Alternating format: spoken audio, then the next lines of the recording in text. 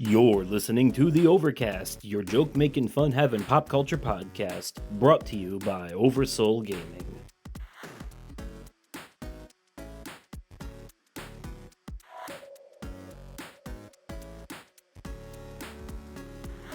Hello there, everyone, and welcome to the Overcast. I'm Justin. I'm Nick. And I'm Brooksy. And together we're bringing you sunshine on a cloudy day. Yes, it is the main cast back again. Nobody missing, no special guests, just the three of us. Anyways. Oh, man, and I am so thrilled to be back. And we're thrilled to have you back. And in this episode is actually Brooksy's idea. So, those of you who've been listening for a while, you know, at the beginning of every season of the show, which, you know, has been 3 seasons so far, so we've done it twice, we do a year-in review. Actually, we've done it 3 times, because we did do a year-in review, I think. For 2022. Yeah, we did. Or something like that. That was our first one. That was when you asked me to officially be your co-host. Yeah. No, you officially became the co-host in episode 4. Yeah, you're right. Episode 4, that was the one. Yep. Yeah. Yeah. So in 2023, we reviewed 2022. In 2024, we reviewed 2023, and so on. But this year, we're doing something different.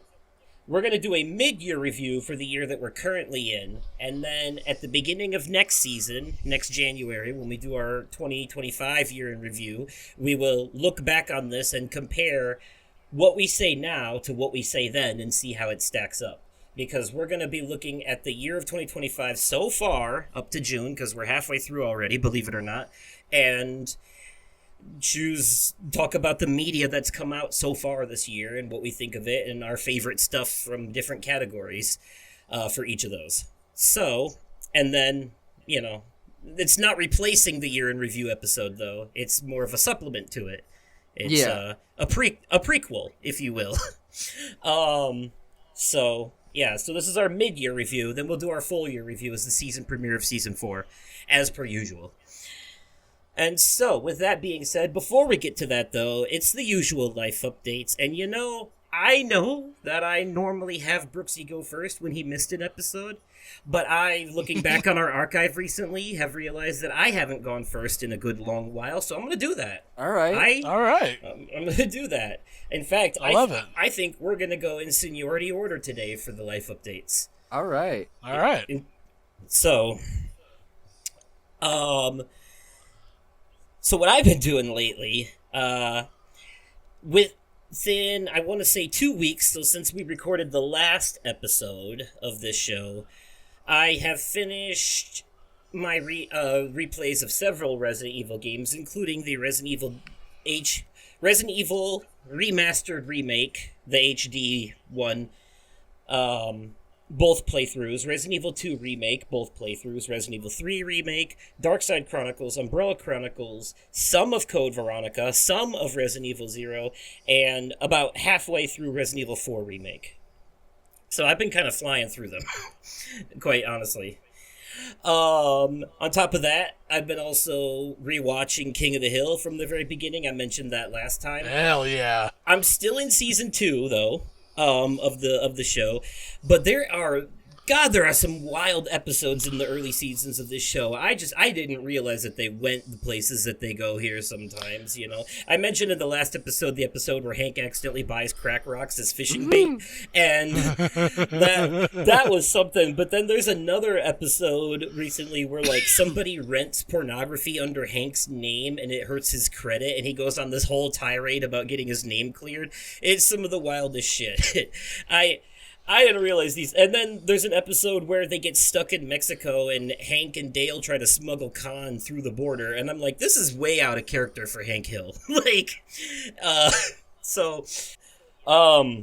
that's mostly what I've been up to. However, there is something else. Nick, you may remember, I don't know, a couple winters ago that I had my window open and I heard the meowing of a kitten distressed outside in the parking lot, and yes, I remember.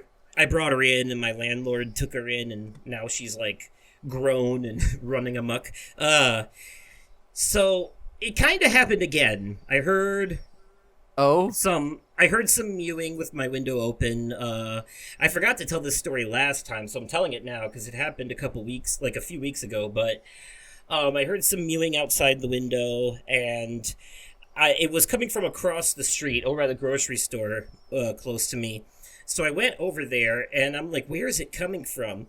And it seemed to be coming from underneath the vehicle that was sitting there. So I look, like, I get down on the ground on my back, and I pull myself under, and I look, and there's a kitten up in the tire, just staring down at me, mewing, little gray striped kitten.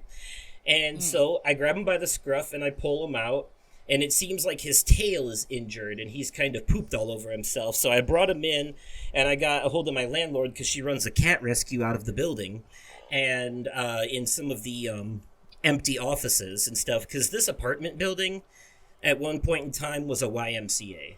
It's been renovated. oh, jeez. Okay. So, Dude. So yeah, and on the ground floor there are still offices that get used, like actual businesses down there, and then the apartments are on floors 1 through 4. So, Bro, that yeah, it's cat one of those deals. distribution system, though. Well, yeah, actually this apartment building in the middle of downtown is more like a cat beacon than anything, because the landlord feeds all the strays in town. So Fair enough. sometimes I'll go out on the steps to smoke at night, and then a bunch, like, I don't know, like 3 or 4 different strays will come from 3 or 4 different directions, and then they'll all stop as soon as they see me and just sit there and wait patiently for me to finish and leave so they can come up on the stairs and eat. You know? And I'm like, you can come up here, right? But they're all like, nah, we're not having it. You're a human, and we don't fully trust you. You know? Yeah. It's like, yeah, we don't, we'll just watch you from a safe distance until we know it's okay. So, Cats yeah, being but cats. some of them have been really friendly, though. There are some, and the ones that are friendly, the ones that'll come right up to you, she will take in because they're easier to get. But then there's others, like she does a trap fix and release thing, so that there's not so many strays running around and stuff like that. So That's yeah. awesome. Yes. So the kitten, I don't know. He was only, they estimate, about 3 weeks old when I found him out there. No siblings, no parent to be found anywhere. His tail, it turns out, they took him to the vet. His tail was mauled. I thought it was just broken. Oh. Something got him, and he got away from it. Which, Jeez. unfortunately, leads me to believe that he might be the only survivor of his family. So, Damn. so he's a lucky one. They named him Yeah. Kevin. Aw. And unfortunately, he had to have the tail amputated. So no tail. Oh, poor kitty. No. But it doesn't seem to bother him at all not having one. And from a distance, it makes him look like a bunny rabbit. That's cute. Yeah. Kevin yeah. the kitty bunny. Yeah, I wanted to name him Stubbs, but I thought that might be mean. I'm fucking I dead. would have loved Stubbs. Oh my god. That's amazing. That's awesome. But anyways, he's living with my landlord now. One of her other cats that she brought in has bonded to him and basically treats him like his own kid. He protects him, plays with him, is basically a adopted dad. That's awesome. So, yeah. So he's doing really well, and he's super happy. And last time I went to visit him, he was super happy to see me. Oh, I believe it. So, You saved his life. Yeah. So yeah, that's twice now that's happened, and this town has a huge stray problem. So I have a feeling it's gonna happen again at some point. Careful. I mean, if you keep it up, this cat distribution system keeps finding you. Yeah. And, well, it keeps finding might- the building. she What's might that? hire. She might offer you a job or something. Yeah. Well, no, this is all the cat stuff is completely volunteer work. But I get what you're saying. Oh, gotcha. Yeah. And that is basically it. My life has been rather uneventful, and I haven't been doing much in terms of new stuff. Mostly just rewatching King of the Hill, replaying Resident Evil, getting ready for the new things. But Death Stranding 2 is on its way in the mail, so as soon as that gets to me, that'll probably be eating up most of my life at that point. Alrighty. I am so we are completely moved. We turned in our keys to the apartment last Wednesday, but we still technically have the apartment until the 30th. But everything's moved to the new house. I'm actually in my basement tonight, so there's that update. We're completely moved in to the house. Willow just graduated her beginner 1 swimming lessons, and she got her certificate. And the instructor's feedback was as follows: Willow was such a joy in the class. She had amazing improvement. She went from not even wanting to get in the water to not wanting to get out. After a little practice for each skill, she was always eventually able to do it and do it well. I really enjoyed having her in my class. That warms my heart. Awesome. Congratulations. Dude, she did a complete 180. The first week, because these are 2-week classes, so not next week, but the week after, she'll be going into beginner 2. But for the first week, she wanted nothing to do with it. She didn't want to take it seriously. And then the next week is like, she did a complete 180. And I'm like, whoa. Good job. Like, I was her biggest cheerleader on the sidelines. Nice. As you should be. Yeah. Yeah. That's awesome. But, yeah. So, as you guys know, the PlayStation The Concert is coming to the U.S. Well, they're making a stop in Des Moines at the Civic Center, and Sarah asked me the morning after I told her about it, and she asked me, do you want it to be your early birthday present or your early Christmas present? I'm like, No. oh. I mean, it's coming October 29th, which would be why it would be an early birthday present. So, yeah, it shows early birthday present. And so, yeah, she got us tickets for the PlayStation The Concert, and I am so freaking excited. That's awesome. Very cool. You get to see a live orchestra play notable music from very popular PlayStation games throughout history. I think I'm most excited for Astrobot. Yeah, you'll probably hear music from Astrobot, Final Fantasy, Uncharted, God of War. Yes. I am so freaking excited. So, freshly today, Sarah and I went to her cousin's wedding. Oh, nice. So, it was an outdoor wedding. It was a beautiful ceremony, all 13 minutes of it. It was a very short ceremony. It was hot as hell out today. And I did not envy the groom. He was wearing a 3-piece suit in black. I'm like, Devin, I do not envy you, man.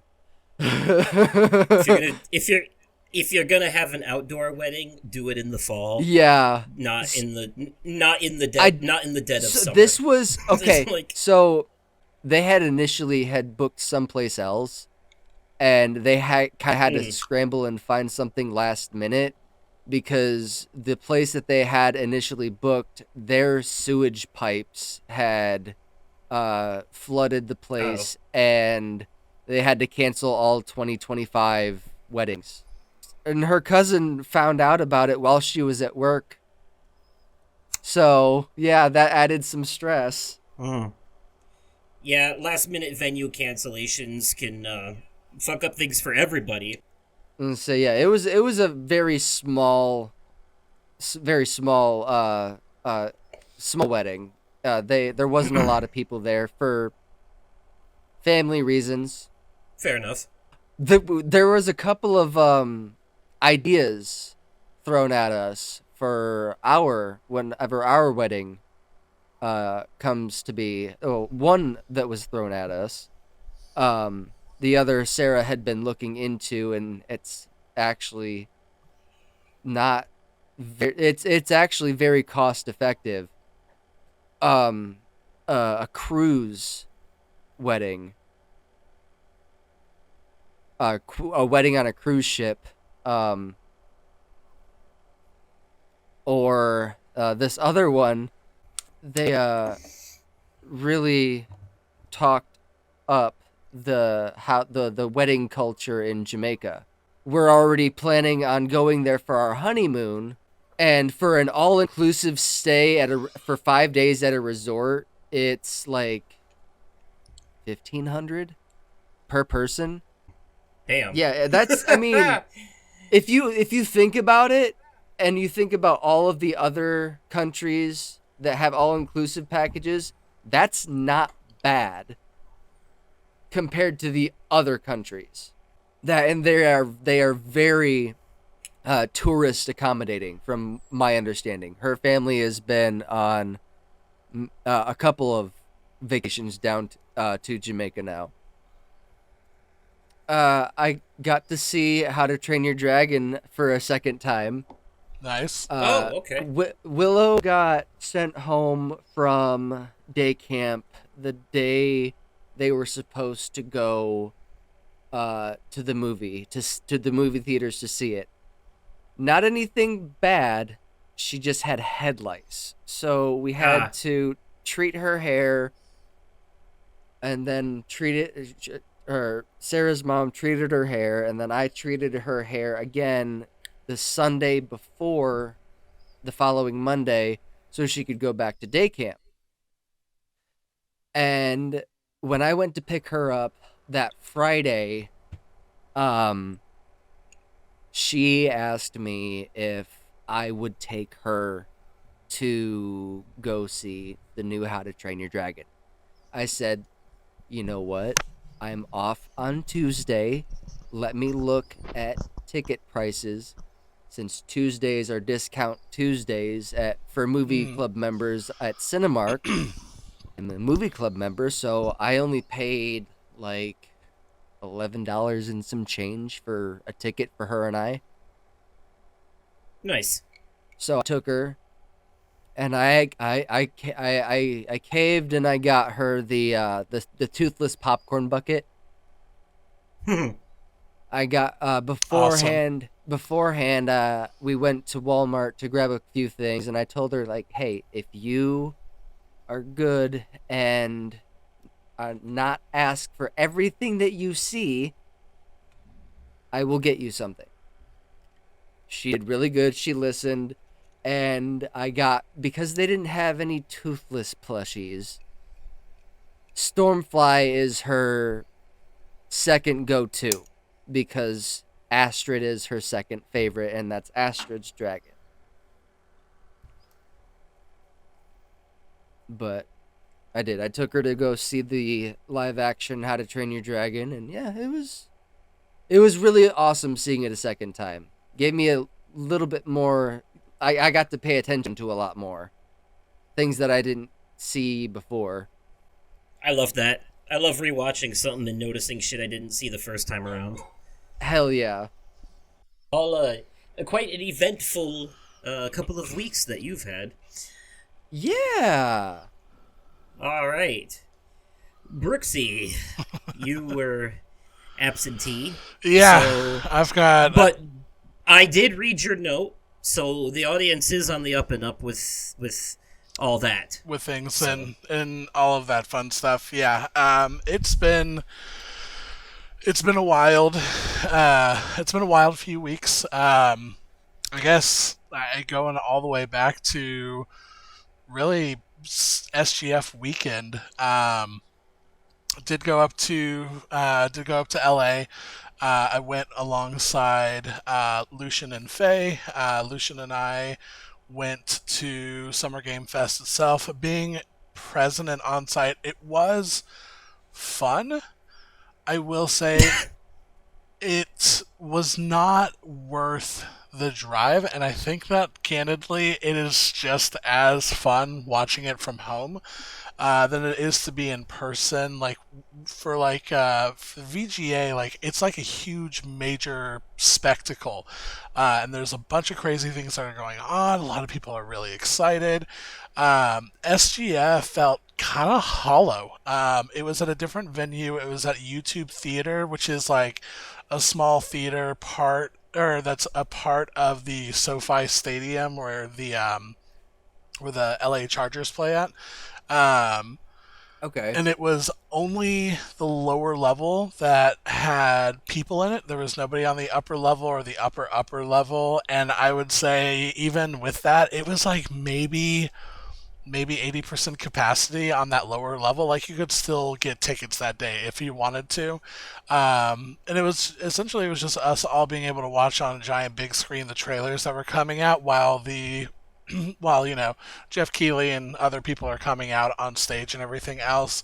I got to see Hideo Kojima again, which is very, very, very cool. I also got to see Mads Mikkelsen in person. That was also very cool. But everything else, it felt like a very expensive way to do something I could have just done at home for free. Fair.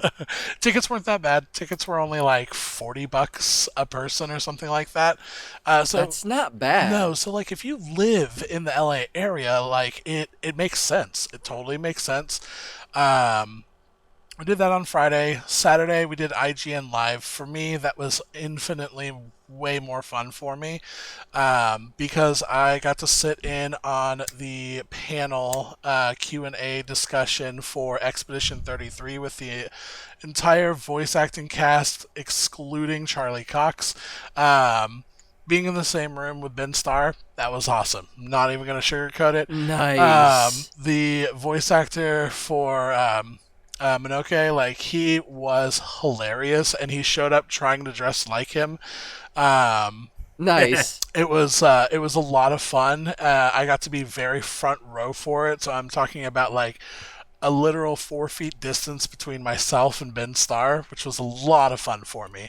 Nice. Hell yeah. Yeah, so if you ever go onto IGN Live on YouTube, if you see a big goober in a white, pink, and blue button up in the back of the head, that's me. And Unfortunately, I think the live stream feed for all of their panels were on a different stage than the ones that you attended. No, Same showing, but I think they had a stage A and a stage B, and they did each one twice. One for the stream and that audience, and then one for like private audiences like you were. So they did. However, I did go and look at the YouTube, and it looked like the kind of like more intimate ones. It was IGN Live-ish in the sense that they presented it as if it was live 4 hours later. Gotcha. Like I got back to the hotel from that event around like 1 p.m. and at 2 p.m. I was watching myself watching Expedition 33 in the most meta way possible. And I was like, "Oh, Okay. look, that's my back. That's cool." I will say, you would be able to see both Faye and Lucian's face in it. I got Mike Wazowski'd from the front camera, which made me laugh really hard. I was like, "Oh man, look at That's me! I'm almost amazing. famous." And I did see several things of the back of me on TikTok from like CNET and a few other things. So I was like, "That's cool. That's me." Um, The Critical Role one, that was really cool. I felt bad because I'm personally not a big Critical Role fan myself. Faye is, and it was supposed. But It was. but Critical Role is made up of some of the most prolific voice actors in video Oh, gaming. hands down. So to So be in the same room as like Laura Bailey and Matt Mercer and so many other amazing people is amazing. who both hosted Future Game Show this True. year. The when I say I feel bad for the fans because it was supposed to be a Q&A panel, where it was supposed to be people in the crowd asking questions, and basically they put a giant QR code up on the screen, and you would scan it, type in a question. Like the question I asked is like, "Hey, would you wish my friend Faye, who's sitting right next to me in front row, happy birthday?" I thought that would be cool. Instead, the IGN correspondent basically just had an interview for 30 minutes. They asked one single question from the entire crowd of like 150 people and said, "Well, that's a wrap. See you guys." And everyone in the crowd's like, "What the hell was that?"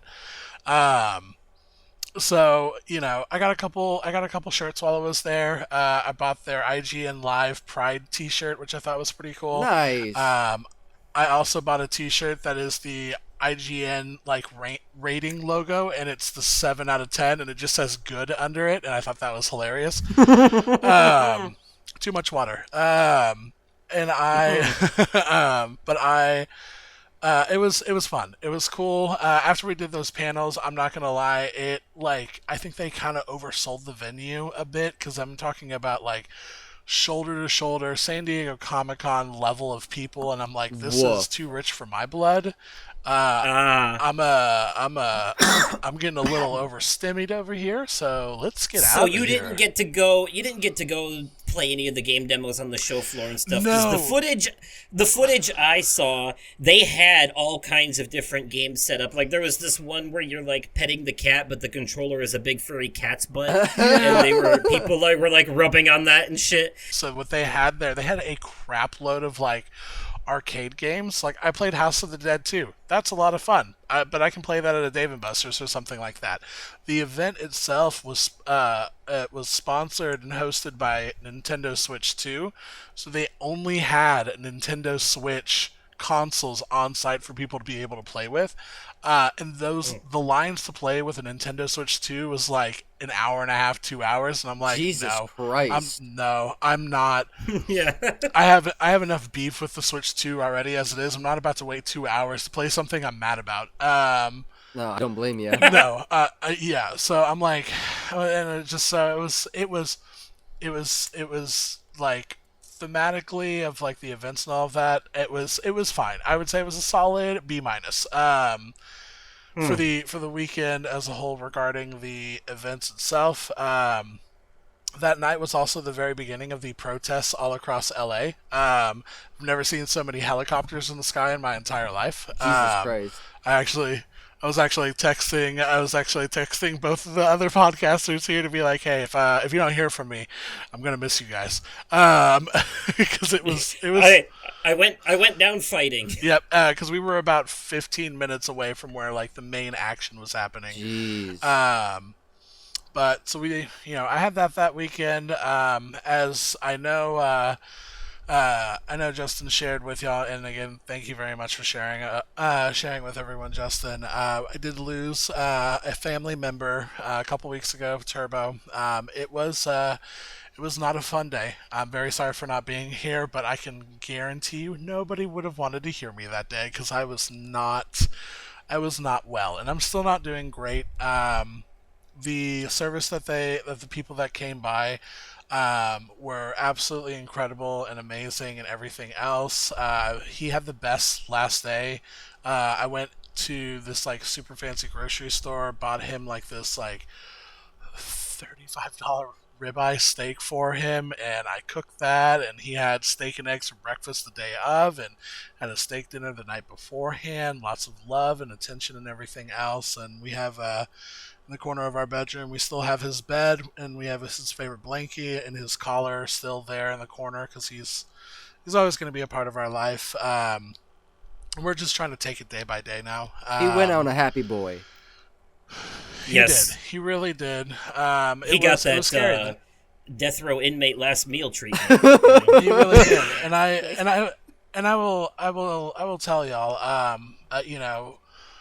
3 years ago, I lost my best friend, and my best friend loved Turbo. Out of the three dogs that Sam and I have, like, Turbo was his favorite. And the night before Turbo had passed, I was with him, and he collapsed and started breathing really shortly, and we were really worried that this was it. Like, he was not gonna make it through the night. And I went over into my office area, and don't do this at home, kids. I took an extra dose of my normal Adderall at 1 o'clock in the morning because I was like, well, I'm gonna be up all night anyway, so I might as well be focused.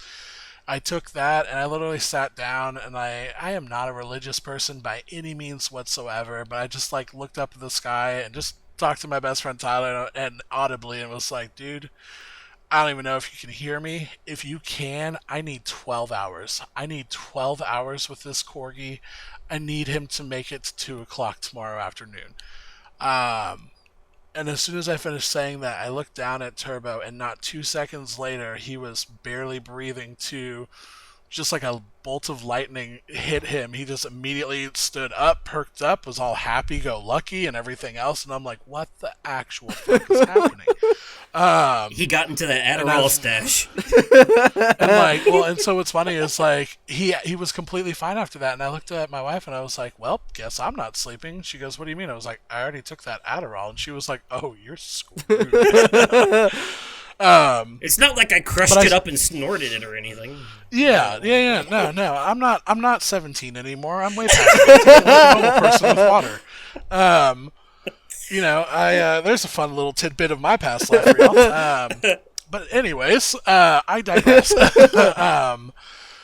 But it was wild because I said that I wanted 12 hours, and he immediately jolted it up. And 12 hours later, at 2 o'clock, is when the people came by to the house, and I let the doctor in and brought her outside because he was out on the patio. And as soon as the doctor walked outside, he collapsed again. And I've never had, like, any kind of a what felt like a spiritual moment. I guess I'm not a religious person, so I struggle with the lines, but, like, I'm like, there's something that happened here that I can't explain that I'm incredibly appreciative of. And so it was just, it was a hard time. On to even more sad news. I know I mentioned that, it's been 3 years since my best friend passed away. He passed away on Juneteenth, and so celebrated his anniversary of leaving this world. And to add my last final bit of not great news, and this is really for listeners, more so than anything, because I know I've had Lucian was alongside with me the very first time I ever was on this podcast, and Faye was with me the last time I was on here as a trio, and really a 4-part that day. Talk about bookending. I know, seriously. Between the house collectively, because Faye and Lucian live with myself, my wife, and our other roommate, Allie, we've universally decided that both Lucian and Faye are going to be parting ways from our house. So with that being said, I don't know/think that there will be a repeat of them attending this podcast. Everything is okay in the house. Everybody is happy-go-lucky as much as we can be, but it's been a really rough handful of weeks for myself. I feel like I'm getting a second wind, though. I've gotten to do a lot of things that I personally really love. I just picked up Death Stranding 2. I've got it downloaded. I'm going to actually be playing that the second I get off this podcast tonight. Work is picking up really well for me, and my other two dogs are happy and healthy. Newbie's eye actually is starting to scar over, and he's going to make a 100% recovery from his melting eye that he had a couple months ago. So it's been a real rough patch, but things are really looking up, and I couldn't be more happy that things are starting to look up and everything. It's been real touch and go. So the good news of all of this as well is I don't foresee me not being in attendance for for shows for the rest of this year now. Well, we can only hope. But can only hope, man. Yeah. Alrighty then. Well, with all that being said, I say we transition into this here topic as we give the year 2025 a once-over on the media front so far. Let's go. All right. I tell you what you do, man. That dang old hand of the water trick gonna work every time, man. You just put it in water like that, and it's spent a whole dadgum day like that clean up that dang old pee-pee. All right, folks, here we are at the topic of this episode, 2025 mid-year review. Gonna look at video games, movies, TV shows, music, and if we have time, we'll squeeze in other media if anybody has like a book or something they want to talk about. But I'm thinking, let's start with movies. The movies of 2025 thus far. And the absolute first thing I'm going to ask y'all is, what is your favorite movie of 2025 so far? If you had to pick picture of the year so far, what would it be? I feel like for me personally, I don't think this is going to come across as a surprise to anyone that heard me talk about this as my Media Corner entry. It's Sinners. It is Sinners. It's always gonna be Sinners. I don't even have to worry about the rest of the movies for this year. It's gonna be Sinners. It is that good, and I am so excited for y'all to be able to see it in about a week or so on HBO. This upcoming Friday, actually. Oh, that's right. Yeah. That's right. Happy 4th of July. Yeah. Yes. I'm looking forward to watching it. Hell yeah. Yeah, I might actually watch it that night. Because I work the morning that day, unless someone wants to switch with me. So, I mean, since the fireworks we went to the Prairie Meadows Casino always does their 4th of July fireworks on July 3rd, so I'll be going to the fireworks that night. So I will probably watch Sinners myself that Friday night after I put Willow to bed. Nice. Okay. Yeah, there's no need to go into too much detail because anyone who listens to the show consistently already heard your review. What about you, though, Nick? Final Destination Bloodlines. Really? Oh, I was not expecting that. Really? But you know what? I'm not going to contest it because, I mean, I don't know about movie of the year, but a lot of people, Dead Meat included, are saying it's the best movie in the series. And I will say, it was a toss-up. Sorry, it was a toss-up between actually 3 movies. It was a toss-up between Final Destination Bloodlines, Karate Kid Legends, and Until Dawn. Oh, really? Until Dawn was going to be... yeah. I would have possibly considered kicking you off the show if you said that was the best movie of the year so far. Yeah, you would have just... You straight up would have just heard the Discord sound of me logging out. Ouch! Ouch! No, we're just fucking with you. It's all subjective. All ribbon and love. Oh, I know. But no, the reason I decided to land on Final Destination Bloodlines, one, it's one of my favorite horror franchises of all time, and this was the best movie in the franchise, given what they did with the formula, the They changed the fucking rules. You know, for me personally, I still think 5 is the best one, just for me personally, but I can see why people say that about this one. I've watched some of the behind the scenes. WB has uploaded some behind the scenes footage, like what you get on the DVDs, on their YouTube channel, and it has helped me appreciate it even more. Nice. Awesome. What do you got for us, me, Justin? For what is it for you? Wait, hold on. What were you about to say, Brooksy, first? Oh, I was just gonna say, just thinking of Bloodlines. Sam has been really wanting to watch it, but fun fact, she has never seen a single Final Destination movie.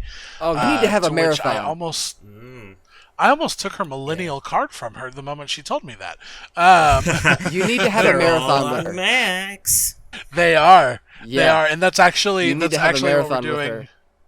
That's what we're doing right now. We just watched the first one about 2 days ago. She's currently on a little vacation right now. We're gonna pick it back up tomorrow. And she was like, "Oh, I really love this, like, almost like being able to be like Oracle foreseeing into the future. Like, is it like this the rest of the series?" I was like, "Oh God, no! Oh God, no! Think what Saw did to Saw." Like, I mean, there is a premonition every movie. It is that. Right. But, it is that. But it very much becomes like, how's this person gonna die? Guess you're gonna have to wait and see. Yeah, but how they figure out who's next definitely becomes more weird as the series goes. And the series, much like Saw, much like Saw, became less about the story, more about the traps. Final Destination becomes about the deaths at some point. In the series. So 100%. Yeah. Although I feel like Bloodlines is the Saw X of this series in terms of how it kind of brought it back. You know what I mean? It kind of it reined it in a way to where it was about the traps or the deaths and the story in equal measure this time around. Mm-hmm. Yeah. You know, and the characters weren't just cliche red shirts that they put in every teen slasher, you know what I mean? Like the characters that you want to see. There were people in this that you actually kind of like and don't want to die in this movie. Yes. So, yeah.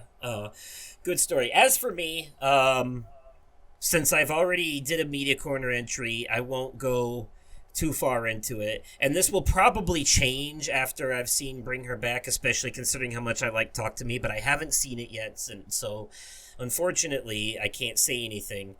But as far as movies I have seen, I'm gonna have to go with Thunderbolts. I honestly think it's the most impressive Marvel movie I've seen in a long time. It handles like metaphors for mental health and drug addiction in very like well written ways, I think.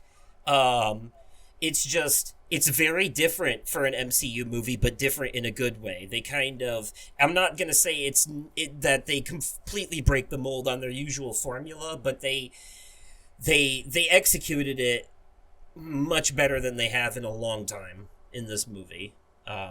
There's still a few things to nitpick here and there, but I think I gave it a 9 out of 10, and I still stand by that. So, it's impressive, and maybe it's just because it's a diamond in the rough with a lot of the stuff that they have lately being kind of mediocre, and this one just by comparison stands out as better. But I don't know. I genuinely think it's actually a good movie overall, and it stands on its own too. You don't have to have seen anything else MCU related to appreciate it, so that's another reason I think that I'm gonna have to give it that. So far, but also keep in mind I haven't seen a whole lot of new movies this year, yet.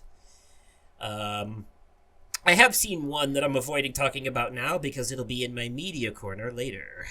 I just watched it today, so that'll be fun. But and that was a good one too, but I don't know about movie of the year worthy. It's a very typical action film.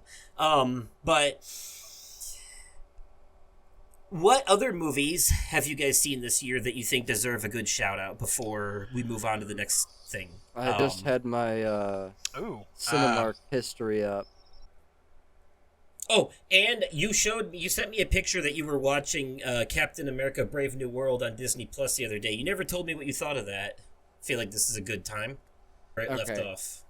But yeah, to answer your question, yes, Boy. I did watch Captain America: Brave New World. I liked it a lot more than I thought I would. I loved the direction they went with it. Okay. I honestly think Falcon makes a great Captain America. The wings and shield combo is badass, frankly. Oh my god, dude, that movie was so fucking action packed. Yes. I was on the edge of my seat. It was like a Phase 1 Marvel movie, or Phase 2, I would say. It felt more like a phase 1, and I was here for it.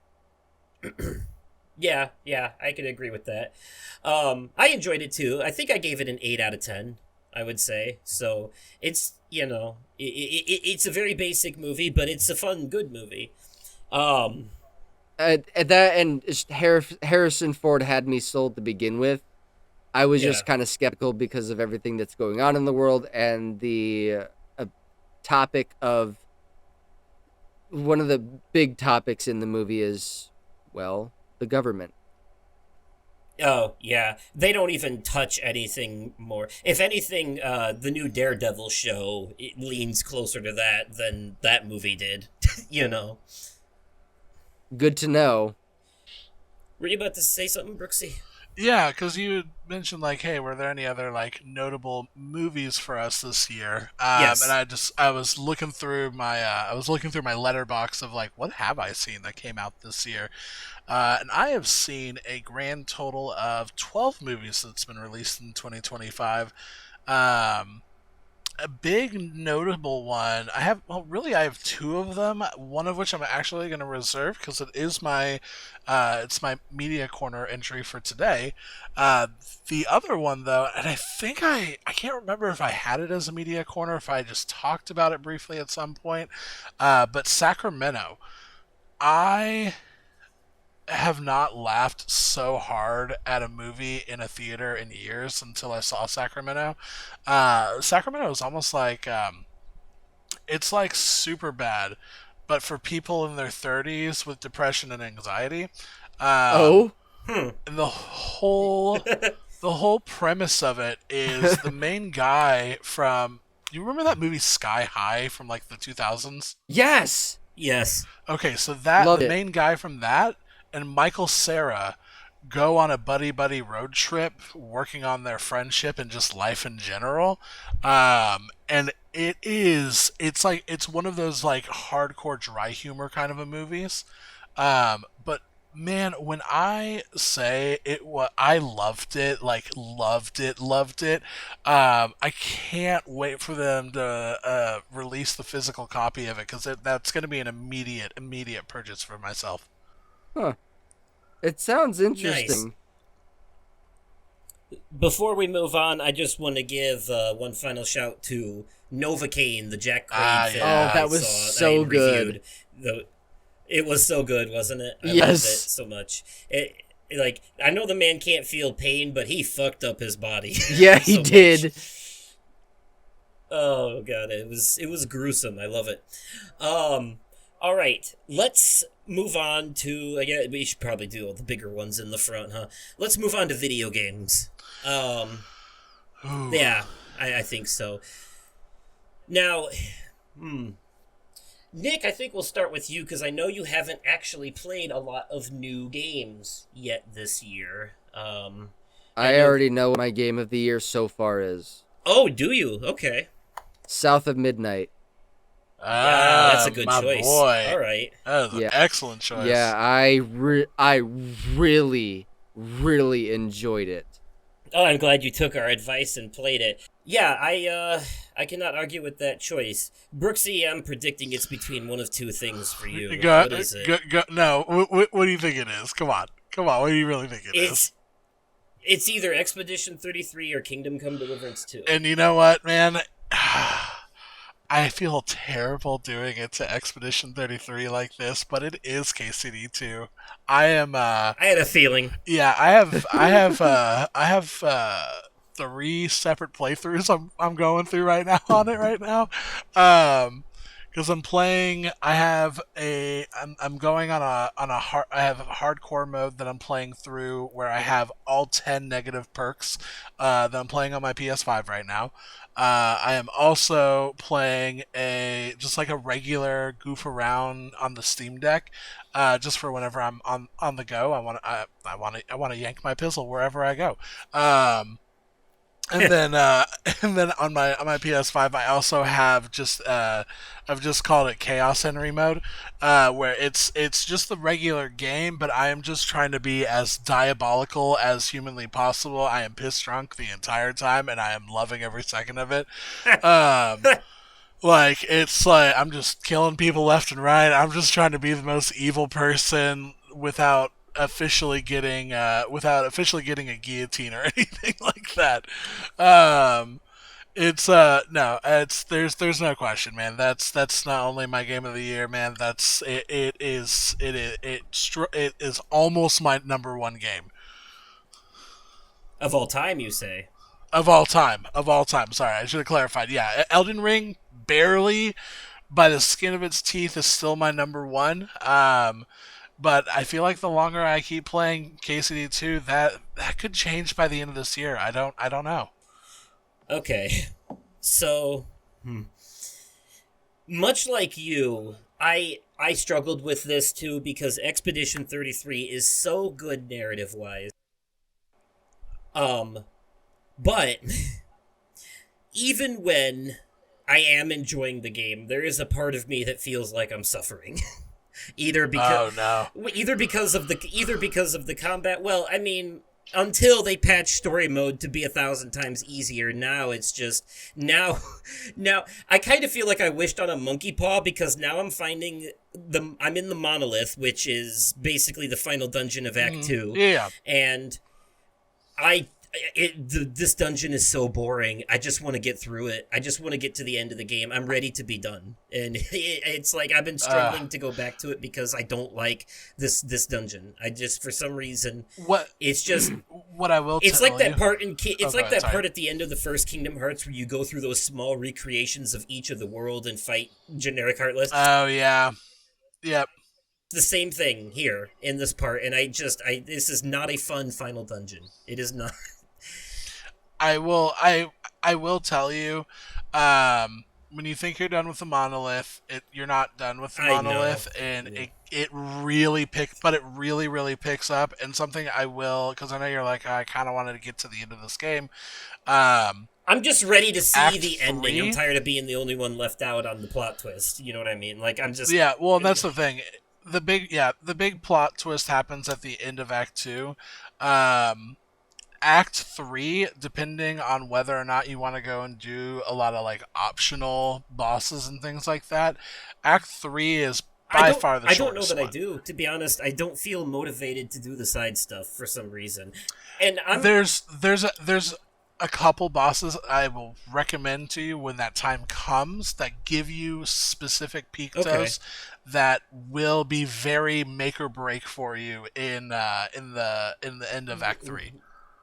Even though they patched story mode to be like, I mean, you could press the dodge button 5 years later after the attack lands and still dodge it. Basically, That's fair. I was playing it on hard mode and I made myself a glass cannon, so it was do or die for me personally. It is so much easier now. I fucking remember how I said I was struggling in the area where they first introduced Charm with all the dancing puppets and shit. Siren. Oh yeah. I was struggling at Siren. After they patched it, I went back and I fucking blazed through it. Like, boom, just went. Yeah, so it's exactly what I needed, and I found I was having a lot more fun and all that, but I do not like this final dungeon. It is a huge. The final dungeon is a pacing problem for me. It, like, brings the game to a grinding halt. Act 2 final dungeon. I know it is.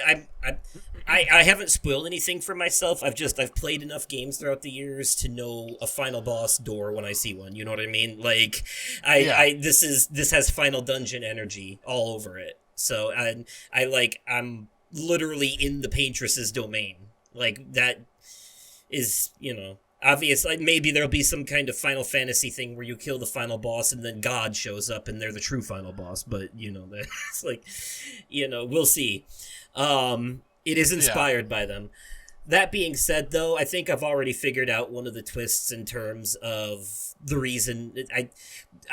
I'm not blind or stupid. I know that one of those grayscale characters looks exactly like one of my party members, just really burnt up, and I think I know where that's going. So you just gotta watch. Watch. I know I'm right. I'm very confident in it. But. Okay, if you that say being so. said, to actually answer the question, for my tastes, and as far as I think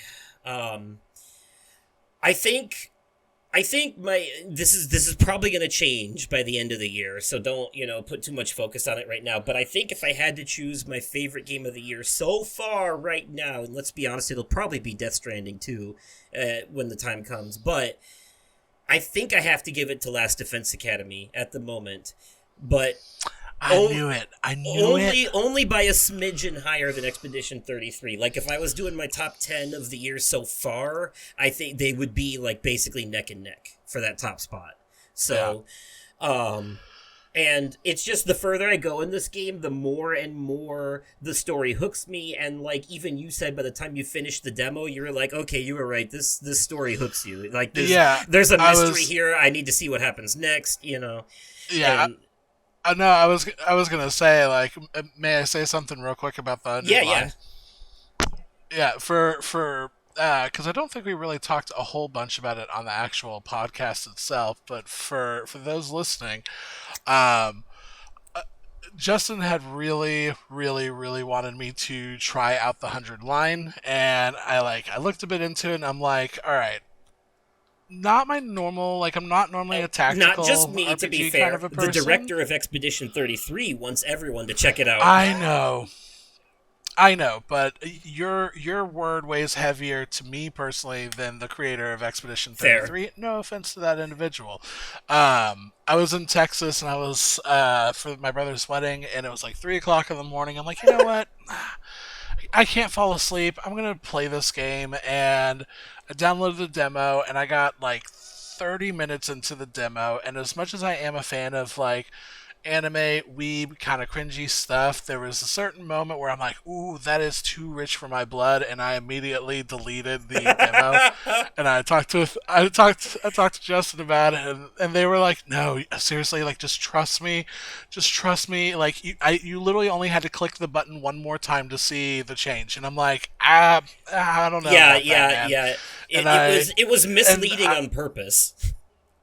Yeah, and I think it was like a month later is when I'm like, you know what, like, I'm in a better headspace right now, like, screw it, I'm gonna download this game, I'm gonna try it again, and I literally got to that same slide, and I'm like, yep, this is exactly where I was at when I noped my way right out of this game, and then I click next, and then, yeah, sure as shit, Justin was right, and I just want to set the record straight on this episode, I was wrong.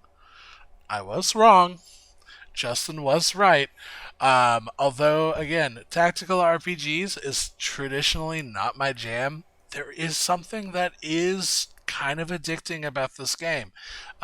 Is it the fact that death plays a pretty huge role in it? Like, it's an actual combat ability? Yeah, like, I don't know. It's the story. It's just like there are certain characters that do annoy the shit out of me. I cannot stand the couple. Yes. I cannot stand the brother-sister duo. Can't stand them. But there are several characters that, like, I hated at the beginning of the demo, and by the end of it, I'm like, I could see this being a cool person. And now, naturally, I only played through the first, I think, like 7 days. If it wasn't a $60 game, if it was like $40, yeah, I would have bought it and kept playing it. I should see if it's on sale in summer. Yeah, it's on PC and Switch, and it since the game is like 80% visual novel, it works great for handheld devices. Yeah, it ran. I played it on the Steam Deck, and it ran like flawlessly. It stayed at 60 frames per second the entire time, and it was fun. I was surprised as hell when What Culture Gaming did their top 10 games of the year so far podcast episode, and one of them had this game on there, in between the 6 and 10 section. Yeah. I was like, wow, okay. Ah. Yeah, and they said they were having a blast with it in they were like, they found it hilarious that the little ghost guy was just like, just go ahead and stab yourself in the chest with this, mate, and it'll give you the powers, Yeah. and like, it's, I don't know, something about that game's weird cringiness, I guess, appealed to their British sensibilities of humor, you know what I mean? Yeah. Like, it is very straightforward, and I guess the egg guy is kind of British, isn't he? Yeah, kind of. But yeah, it was like kind of like in a kernel way. Yeah. Yeah. But he said it reminded him of Persona 3, where they have to shoot themselves in the head to summon their personas. Yeah. And I feel that there's some of that in there. Yeah. So I think it's cool. Every time, I think the screen grab that happens every time they do their powers, they power up to go into battle, and it's got like that 4-way cross screen with all their faces in, is really cool. That's my cover photo on Facebook right now. So yeah, I'm gonna have to give it that. That's all right. Nick, you're good. how far are you in Expedition 33 since we brought it up? Right I'm not far enough to give any input. Mm. I'm gonna be You did honest. say I've you been were- I've been binging. I've been binge watching a show, which will be my number one show for the year so far. Okay, yeah, we'll get to that next. Let's just wrap up the video game section first. Yeah. So the what was I gonna say? You did say something about how you like the turn-based combat in this. You think it's really smooth and well done, and Yes. you've been enjoying it so far. So far, yes. Okay, what do you think of the story so far, though? Like, how did that grab you out the gate? I'm not entirely sure yet. Really? Huh. Well, I mean, I'm assuming you had some kind of emotional reaction to the very beginning of the game when Yeah. all those flower petals appear. Like a mage, yeah. Yep. But I think you can see what everyone's talking about, right? Though, like, that's a pretty fucking wild thing to open your game on. Yeah. And then Yeah. what happens literally as soon as you park your ship, like the moment you get to land, that was wild. So yeah, you have and all that, and you still haven't actually seen shit yet, quite frankly. Yeah. Just wait till you meet SK. Okay. You're gonna like him. He's like a big drunk Baymax. Other games that we've played this year, if anyone wants to shout them out. New games, Yeah. of course. WW 2K25. Did that come out this year? Yes, it did. Oh, that's right. Okay. How is your new wrestling game compared to its predecessors? You know, the My Rise story was pretty lackluster. I like the concept of the island. That's got multiple storylines you can participate in. So I think Okay. that's pretty cool. The fact that you can purchase like specific items for, like, say, like your online character, like, for instance, my online character right now is wearing a Wyatt Six shirt. Okay. I got that with in-game currency. I didn't spend real money to get said in-game currency. I've earned in-game currency from fighting in matches. Okay. That run along the storylines in My Rise. I've earned in-game currency from the storylines on the island. It's interesting, and they still have I think they're putting out their next DLC pack here soon. and they still haven't announced like the last DLC pack that they put out. They said that they were gonna have a special celebrity to be announced at a later date. Well, that DLC pack has dropped, and they still haven't fucking announced the damn special celebrity. You know who I would like to see in one of these 2 packs where they're announcing special guest celebrities? I would like to see Johnny Knoxville in the game simply because he had a match against Sami Zayn back a few years ago at WrestleMania. And that was by far one of the craziest matches I've ever seen. There even some of the other Jackass guys got involved. I think Wee Man got involved. I think Chris Pontius got involved. And I think in some way, Preston Lacey got involved. Like this, I would like to see Johnny Knoxville in his WrestleMania gear from that WrestleMania in one of these DLC packs. Okay. Will we get it? I don't know. So I know that Nick, you and I both enjoyed tape 1 of Lost Records. Oh my! And Brooksy, we're not gonna so talk much, about the bad. But well, here's my question. I know that Brooksy and I both felt like episode 2 was a step backwards compared to the first one, and for him, that was coming from someone who didn't even really like the first episode to begin with. So it was I just felt like they didn't stick the landing. So you were on the same page too. You thought episode 2 was worse. I went into it expecting so much. Episode 2 was way fucking worse. Like they did not. It didn't deliver on what I thought was coming. Yeah, me neither. It didn't go as much into the spiritual stuff as I was thinking it would. That being said, though, I did do 2 playthroughs of it just to see, and I did like how it ended better on my second playthrough because I actually convinced both of her friends in the present to stay, and it ends with them having a nice little concert on the stage and the ghost of Kat showing up at the end, hanging out with them. Oh, that's awesome. Which kind of did give it a little bit of a, like, it... That is more of a what I would call sticking the landing, but then they still have that stinger with Swan going out by herself to the thing, and that it just stinks of sequel baiting. You know what I mean? Yep. Like, yeah, and that I'm not sure how I feel about that part, but okay, so you were on the same page, yeah, because that episode 2 brought my score for the entire game down from a 9 to a 7. Damn. Yeah. So, yeah, also that stealth section was horrendous. That was outside the house. That part was like, yes, I had to cheese it to do it. Okay. Both of you have played Split Fiction and I have not. So give me your thoughts on that real quick. What you've experienced so far. Brooksy knows exactly where Sarah and I are at.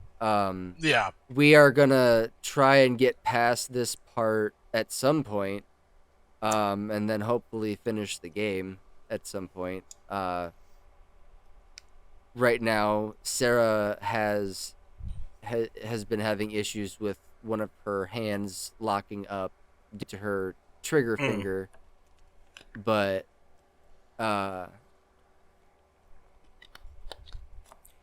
boss frustration aside, though, how are you finding the game so far?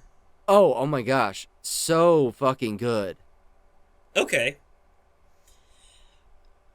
I have a feeling that it's going to be in the running for Game of the Year this year, maybe, right up there with Expedition 33. And the fact that it just came out this year and it's already getting an adaptation, I'm fucking here for it. Oh yeah, the movie adaptation with Sydney Sweeney. I'm excited to see it. Brooksy, have you finished this game yet? No, we are in, there's 8 chapters in the game. We are in chapter 7, and I think we're right near the end of chapter 7, so we're almost done with the game. Okay. I would say probably whatever the next session that Sam and I both sit down, we will finish the game because I would say probably have like an hour and a half left of the game. I love it. Okay. I love it. I think it's a great game. There's no question it's in my top 10. It's definitely going to be in my top 5 by the end of this year. Um, I would say,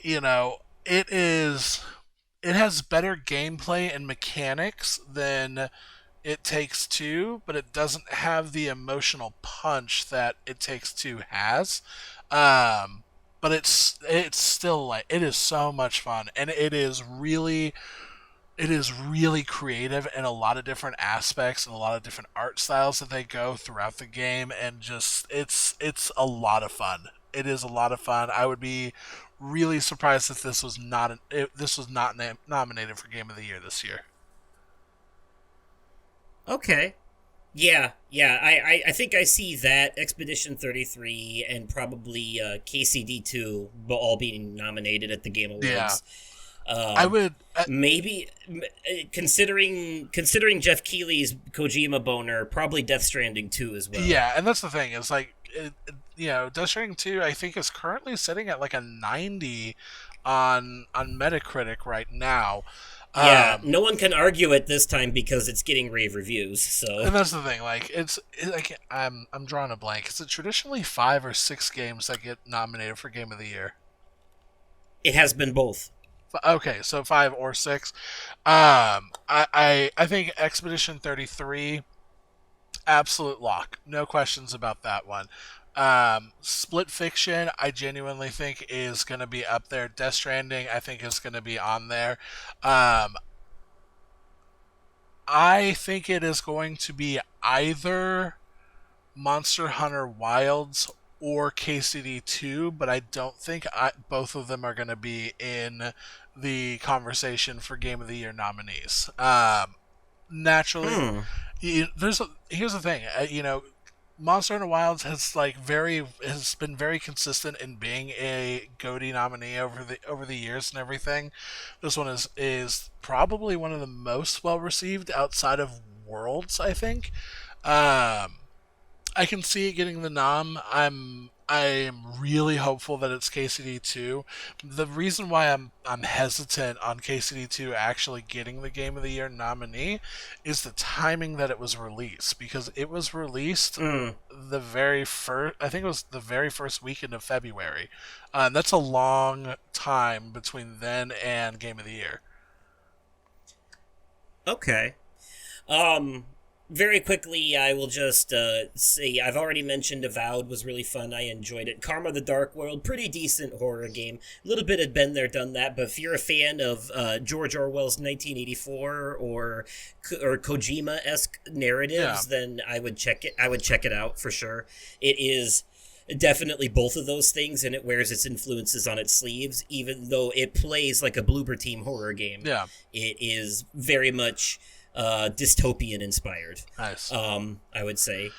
So there's a demo if you're skeptical. So definitely maybe give that a look. And Doom the Dark Ages is pretty fun, I guess. I enjoyed it. It's mindless, repetitive, schlocky fun, but fun. Yeah.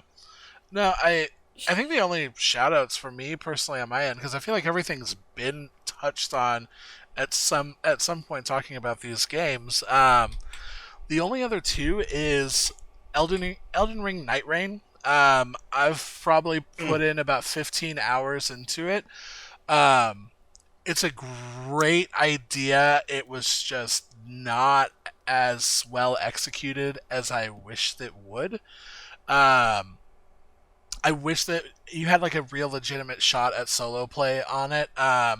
They have made a correction in an update patch where now whenever you're fighting the boss of the night, you do get one free revive, which is great and all of that, but they did not nerf the bosses at all, in my personal opinion. And it is such a dogfight, and because there's no crossplay, I have one friend that does play on PS5 with it. I have two friends that play on on PC for it, and I have one friend that plays on Xbox, and so it's impossible for me to be able to. It's impossible for me to have like a trio. They have not made an announcement officially for duos quite yet, and so you just kind of get lumped with two randos, and sometimes it's good, and sometimes it's shit. And I will tell you, 90% of the time, 95% of the time, it's shit. So it is something I will come back to it. I've only put like 10 hours, 15 hours into it. Um, but it's I hope it gets legs. The only other game I do want to shout out real quick is Date Everything. Oh, Yeah, and I'm sure y'all were not expecting me to say Date Everything. I have played Date Everything. I have played the actual full game. Not the demo, but the actual full game. Um, Things that are impressive is the voice acting. This game has 1.6 million words in it, and all of them are spoken. Which, to put that in context for people, it has barely less words in it than Baldur's Gate 3, which is absolutely insane. Um, this game is should be called Horny, the video game. It is. It is a game that one of my roommates had purchased, and I had played some of it because I mean curiosity does kill the cat. Um, whoo, man, I only needed 5 hours of that game for me to understand that it is not a game for me. But for those that really do love dating sims, I'm sure you are having the best time of your life. And that is. oh, there's so many comedy dating sims though. Like, have you ever heard of Hatful Boyfriend, where it's just all birds? No, I have in not, there? but I'm not surprised by that. I will, and I will say the voice acting is genuinely incredible in it, and the cast is unreal. Um, It sounds like a game that Aaron from Game Grumps would like because, considering the latest Starbomb album, half the songs were about all the things he can stick his dick in Yeah. different video games. Oh, So do you know how weird it is to get rizzed? Do you know how weird it is to get rizzed up by your fireplace, and your fireplace is the same voice actor as Prince Zuko from Avatar? And I'm like, of course you made him the fireplace. Of course you did. I'm fucking dead. It's so. I heard weird. it's like literally everything. Like It's but, everything. Like, you date the inanimate You can object, date but they the- like come to they come to life and kind of you become can- human-ish. dude, and there's different random tricks Yeah. of the trades like in the game where like if the last thing that you talk to that night is the coffee machine because it'll make you some coffee and you drink that and you go to bed, you can romance your nightmares because you drank caffeine right before going to bed. If you turn the AC super low, one of your vents in the house will have mist coming out of it, and you can date the air. You can. I'm not even kidding. Oh my god, Jesus you can Christ. go. There is a specific wall in the house that if you just stare at it for 30 seconds, all of a sudden the date icon will pop up, and you can date existential dread. I'm not even fucking kidding. It is such a wild, bonkers fucking game, and for those that enjoy dating sims, I'm sure y'all are eating so good. It's not for me, but y'all are eating so good. Yeah, Okay. I can't. Um, Yeah, So before we move on, real quick, and just for time reasons, Brooksy, for time reasons, Yeah. can you tell us our updated totals on Yes. the fantasy game draft thing? You don't have to give us each game's individual Yep, score, but just tell us what our total is so we know who's in the lead. Yep, I gotcha. So I don't have the full total. What I did is I just divided it by the amount of games that's been graded so far. So for you, Justin, you have 6 of your 8 games have already been released. The only 2 that have not been is Metal Gear Solid and Borderlands 4. You have an average score between the 6 games being Quesadilla, Atomfall, MLB, Lost Records, Doom, The Dark Ages, and Monster Hunters. You are currently at an 81.3. Nick, you have had 5 games so far, being Expedition, Assassin's Creed Shadows WWE, Yakuza Pirate, and Elden Ring Night Rain. Still waiting on Directive 8020, Metroid Prime 4, and Darwin's Paradox, and you are sitting at a healthy 82. Lastly is my ass. I have 5 of 8 games right now. The ones missing is Tony Hawk Pro Skater 3 and 4, Ghosts of Yotei, and Ninja Gaiden 4. With Split Fiction, Civ 7, The First Berserker Kazan, Mario Kart World, and Oblivion Remake graded. And I hate to tell y'all, I am currently sitting at an 82.2. So as it currently stands, I am leading with Nick in second, Justin in third, but we are talking about a total of a 1.5 difference between the 3 of us. It is super neck and neck. Oh man. Yeah. Okay. I think Darwin's Alright. Paradox is gonna hurt me a lot. I think Maybe. it is going to. As soon as you said Darwin's Paradox, I was like, "Your fucking funeral, bro. Whatever." Like, that being said, dude, you do have Metroid Prime 4, and that's gonna slap, man. That's gonna slap. Yeah. Ninja Gaiden 4 is gonna either really help me or really fuck me.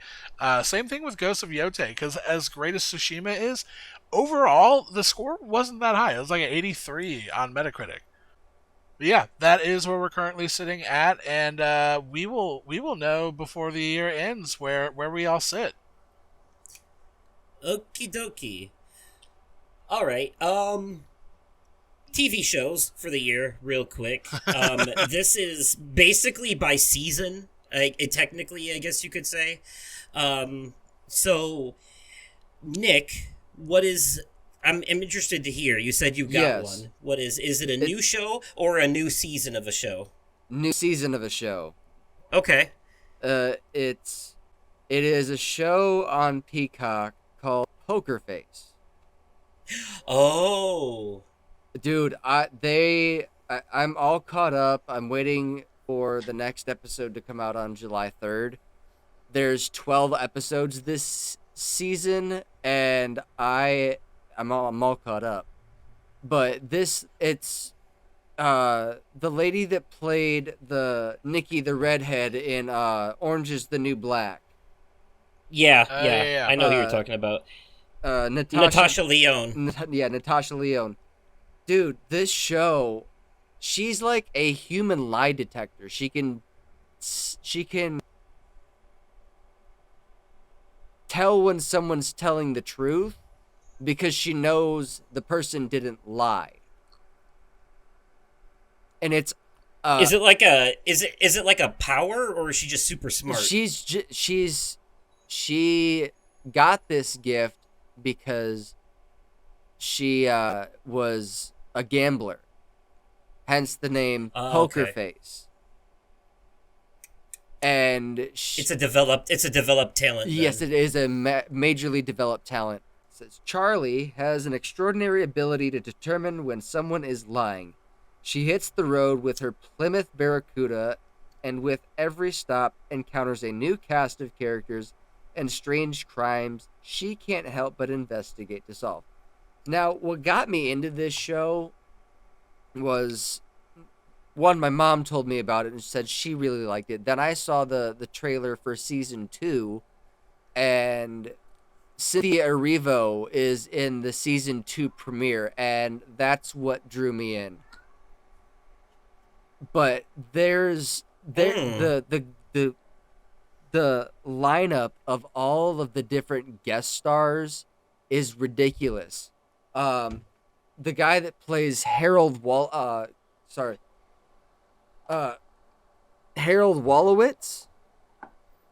From Big Bang. from Big Bang Theory, he's a consistent character. Okay. Nick Nolte has guest starred in an episode. Dude, the list goes on. Luis Guzman. It's ridiculously long. So I've seen I've seen trailers for this on Peacock, and I've been meaning to watch it, but I haven't yet. But it is Oh my god, it's so fucking good. it's definitely up my alley. It seems because I like stuff with super smart people, as you'll hear about in the media corner, and the I like Natasha Lyonne. I liked her in Orange Is the New Black, and she was in another show I enjoyed called Russian Doll, I think it was. Okay. Yeah, which was also another kind of like she's just pretty like smart in that too. So okay. My answer to this question is for TV show is a little bit. This is Here's the thing. It's slim pickings for me this year. I haven't seen a lot of new shows. I haven't finished season 3 of Yellow Jackets yet. But I don't think it's so far season 3. I like it, but it doesn't stand up to the first 2 seasons. I don't think so far. That being said, though, this is going to be the most ridiculous answer I've ever given to this, but so far for what I'm enjoying, I think I actually have to give it to season 8 of Rick and Morty. Hey, I'm here for it. Because here's the thing, I genuinely feel like ever since Justin Roiland left the show, the writing has improved, and now that the new voice actors for Rick and Morty have kind of come into their own, they're getting better at it, you can hardly tell the difference anymore. And I feel like the writing is better because Dan Harmon is fully at the helm now, and, you know, that man did Community, so... yeah. And it is, I appreciate the direction it's going in terms of character development and story writing, and the jokes are actually funny now, like actually well-written funny jokes, not just, haha, look at me, I'm a pickle, you know, burp, I'm an alcoholic, la-di-da-da, you know, it's not that anymore. There's still a smidgen of that every once in a while, you know, they snuck in a wubba-lubba-dub-dub one time this season, but it's different now. It's like the characters have changed, but they've changed for the better in a way that I really like. You know, That's Jerry notable. is still Jerry. Yeah, Jerry is still Jerry, but he never needed to change anyways. He was always like, you know, yeah, you want him to be Jerry. But yeah, as far as like Rick and Morty especially, and especially Rick, the character development is unreal, and the story writing has a lot to do with it, and it's just like they're finally like tying up some loose plot threads and stuff like that. But they're actually like telling like meaningful, creative stories now instead of just like, oh, what kind of wacky adventures are we going to get into this time? There was still one of those episodes so far this season, but everything else leading up to that was like either character development for certain characters or like well thought out, well written, like actual like well written stories. So I'm impressed actually with how far the show has come since it started. I'd say it's notable because Justin Roiland was essentially running the show into the ground, and them kicking him off the show was one of the best moves they could have made. Yeah, quite frankly. Hell, I thought Solar Opposites got better after he left that too. Dan Stevens makes a much better Corvo. So, yeah, that's gonna be me. Do you have a TV show or season of the show of the year so far, Brooksy? Like, new season? Yeah, it's also slim pickings for me, but honestly, I'm pretty excited to give a highlight to this show, and it's not even really a show. It's on HBO Max. It is the Red Bull Soapbox Derby race. Not even kidding. Okay, hear me out. Okay, hear me out. He Just said for a single the X solitary Games moment, on Roku. okay? Like, Yeah. Okay. Here's the thing. I'm not even lying. It was literally a toss-up between either that or 90 Day Fiancé Hunt for Love. That's a whole separate story on how I got into that. But no, there was one day I was just scrolling through HBO trying to figure out something to watch, and I came across new show, Red Bull Soapbox Race, and I'm like, and I've gone to the Red Bull Soapbox Race because they host it in my hometown of Plano, just about every year, and I was like, man, I used to love going to that. Like, you know what, F it, I'm gonna watch it. And I don't know why it is so enjoyable to watch these people create these like just ridiculous over the top soapboxes and go down this track and crash. But I do love it. It's that they actually have co-hosts on the show that basically work like sportscasters as these guys are going down, and one of them is Dale Earnhardt Jr. And I don't know why I love it so much. You know what? I lied. I know why I love it so much. It's because I live in California, where certain green products are legally available for me here in this state, and boy howdy do they make the soapbox race a hell of a lot of fun to watch. Fair It enough. is seven. I think it's no, it's 6 episodes, and they're each of them is like an hour long. It is worth the watch if you're like, I want something dumb and kind of mindless and enjoyable in the background. Couldn't recommend it any harder. And I've even gone so far as to find out that Red Bull has its own Red Bull TV app.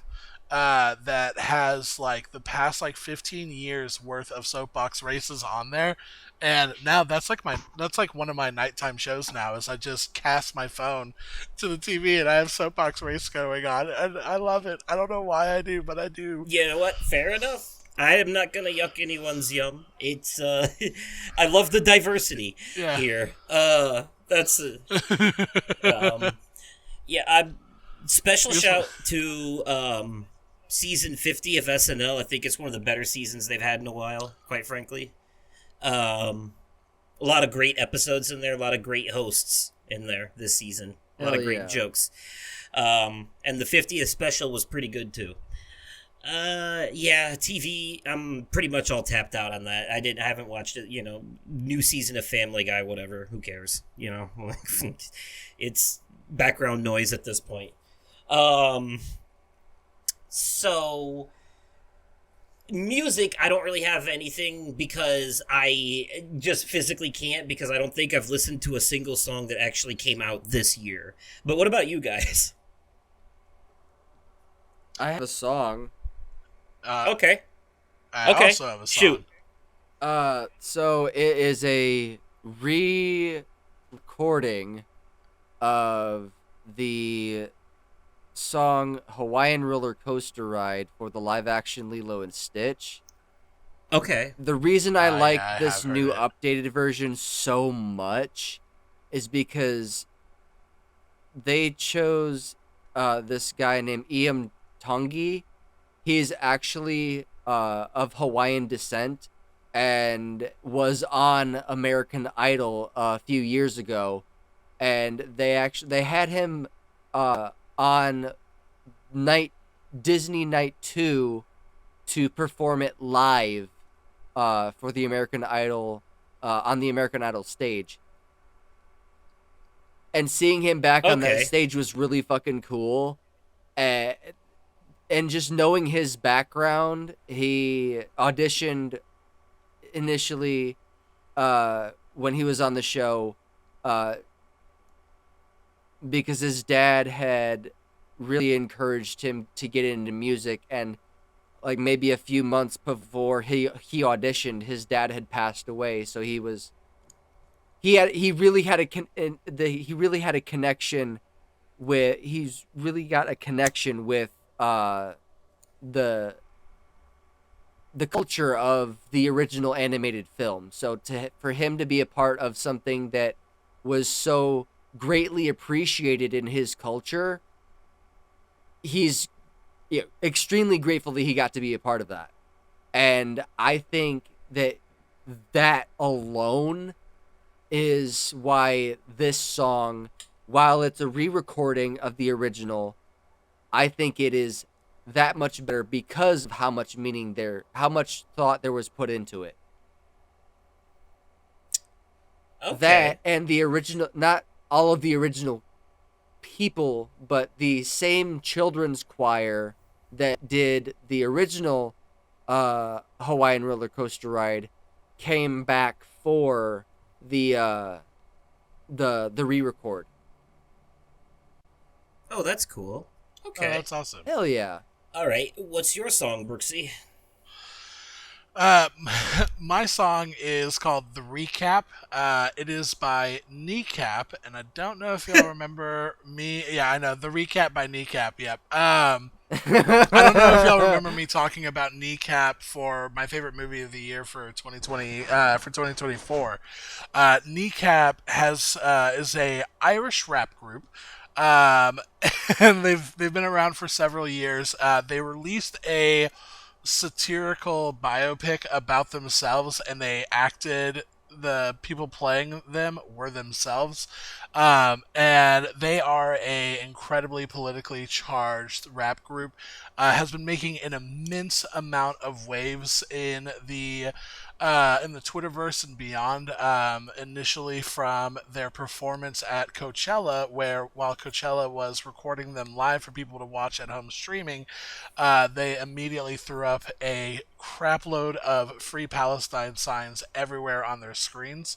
Oh, that's Which amazing. immediately, dude, absolutely, I've loved them for the longest time. They actually had a Palestinian flag in the Kneecap movie, and it was the first time I'd seen Palestinian representation in any kind of a mainstream movie, because it was done by Sony Pictures. The Recap, the song itself is really is actually it's a political dig, and it's a political dig at a politician in the UK that intentionally blocked funding to be sent back to Kneecap that was wrongly taken from them. And it is just a straight, immediate call to arms on not a civil war or world war, but a class war of us against the elite, and also throwing in Free Palestine throughout it as well. It is their first take on doing drum and bass as opposed to their more hip hop style, and the song slaps. It really slaps, and it's so good. And I need everybody to hear it because I listened to it religiously in my car since it came out. Nice. Yeah. Good stuff. Okay, the last question for you guys to answer before we move on to the media corner. This is a very easy one, and you don't even have to go into detail. You could just say the name of the thing. But between upcoming games, movies, seasons of TV shows, or whatever, for the rest of 2025, what is the one piece of media that you are looking the most forward to yet to still come out this year with a confirmed release date? Tony Hawk's Pro Skater 3 and 4. Really? Yeah. Okay. It holds a lot of nostalgia for me. Okay. That's fair. That's honestly a good one. Oh man, I want to say Death Stranding 2, but it's already come out. I haven't had the chance to play it yet. So in the spirit of fairness, because it has technically already come out, I'm gonna say Ghost of Yotei. That's a good answer. That is a very good answer. Video game for me too. I think I'm gonna have to say The Outer Worlds 2. I mean, let's be honest, the thing I'm most looking forward to coming out soon-ish is Resident Evil 9, but that's next year in February. So, as far as 2025 goes, I'm thinking Outer Worlds 2 probably, yeah. I mean, there's a lot coming out I'm looking forward to, but that one is probably at the top of my list for all media yet to come out this year still. Yeah. So, yeah, I'm down with that. So, all right. Well, with all that being said, and speaking of media, we will transition into our media corner for this episode. Yes. Let's go. Let's mosey on over. This is a remote that controls a device that's been decompressing the air between the sheets of glass beneath you. If I trigger it, the glass will shatter. So tell me where he is, or swim very fast. You have the wrong person. No. I have exactly the right person. All right, everybody, here we are at the media corner, the part of the show reserved for news, reviews, recommendations, and sometimes previews. And Nick will go first here. So, what do you got for us? So I recently went to the movie theater and saw a movie called Bring Her Back. Oh yeah, Oh, dude. Okay, so I'm so mad I missed my chance to see this. Now I gotta wait God knows how long for it to hit streaming. oh man. So I had initially did a solo spoiler cast on this. Now I decided to scrap it. Like I completely took it out of my Google Drive, everything, Okay. because when it does hit streaming, I we need to dedicate this. We need to dedicate a spoiler cast for this as a collective, all three of us, because this Okay. movie fucked with me on levels I didn't know I could be fucked with. Dude, Let me ask you something. Equal to, better than, or worse than Talk to Me? dude, they stepped it up majorly from Talk to Me, like from 0 Okay. to 10,000. Okay, damn. This movie was not scary per se. It was more unsettling. That's what good horror should be. Yeah. Oh my god. Body horror to the core. Oh, it's body horror. Dude, like this. Oh, parts of it, yes. Hold on. Body horror as in like mutation body horror, like The Thing Yes. or Resident Evil? Yes, not it's Like The Substance? no, it's Or like disturbing contortions, like that's not supposed to bend like that. yes. Okay. Yes, Okay. disturbing contortions. Okay. Yeah, fair Disturbing contortions and unusual unusual sounds. body deformation. Okay. What is the setup here? Like, like Oh the my basic God. elevator pitch? Because from the trailer, all I got was that it had something to do with a pregnancy, maybe? No, there's no pregnancy involved. Okay. No pregnancy involved whatsoever. So the plot is a brother and sister uncover a terrifying ritual at the secluded home of their new foster mother. So this had to do with foster care. Mm-hmm. Foster care was a huge part of this story. And that fucked with me a lot, considering the last almost year of my life, all of the personal stuff I've been having going on. Mm. I didn't have a nightmare the night I saw this, because I immediately came home and put on a comedy. The night the day I recorded that solo spoiler cast, I believe is the night that I had a nightmare that I woke up in tears. Oh, damn. Okay. Dude, I'm not going to go into detail about what the nightmare was, but just know I woke up in tears because this it struck a personal string. So this is a movie that's gonna stick with you forever. Yes. This kind of it feels. I feel like you've had my Soma experience, but for different reasons. Dude. You finally found that thing that's like Oh my that gave God. you an existential crisis and kept you awake at night. Dude, like, yes. that just makes like- me want to see the movie even more. No, honestly. like Honestly, what I was gonna say is Nick gave me a call Yeah, on their dude, way so- home, just be like, dude, I just saw this movie. I need someone to talk to me, and just because this movie is just that bananas, and I was like, talk about the best elevator pitch I've ever heard of wanting to go see Right. a movie. Movie was so good it gave me trauma. Dude, Like, fucking dude, Yeah, seriously. 10 out of 10 10. out of 10. And I think you'll agree with me once you guys see it. But okay, no, I mean, because like, Talk to Me was pretty fucking impressive, so I have high hopes for this. Yeah, Talk to Me is my favorite horror of this decade Yeah. so far.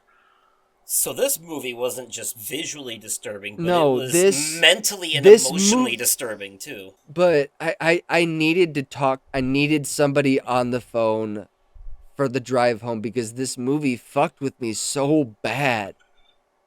Like, I was still trying to process what I had watched not even 24 hours later when I went to record my solo spoiler cast for this, I think in I went into it wanting it to be a solo spoiler cast for the show, but I think at the end of the day, it was just me needing to get what I watched off my chest. Ah, fair. Yeah. I'm guessing the audio has a lot to do with it too. Yeah. Yes. I have to ask you though, a lot of this, it sticking with you so much and being so disturbing, is that purely because of the relation to real life stuff for you, or does the movie, in the context of itself, also have things that outside of that are just like really hard to watch and sit through?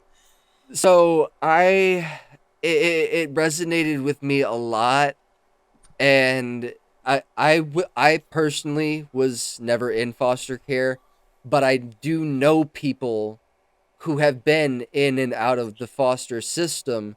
So yeah, it fucking hit me like a ton of bricks.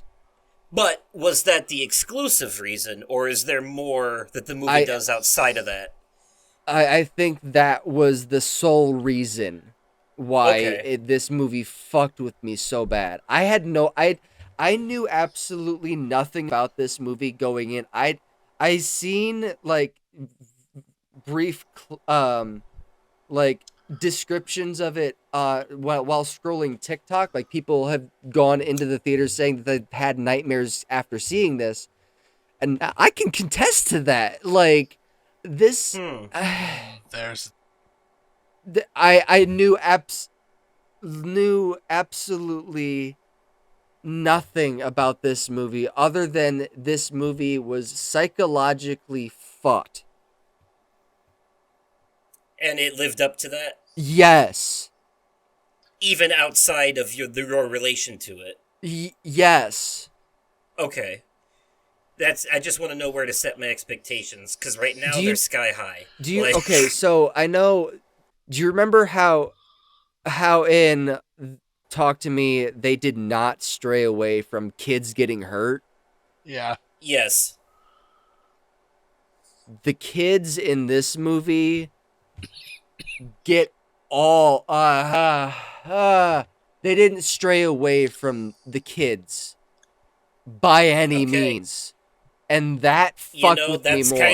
That fucked with me so much.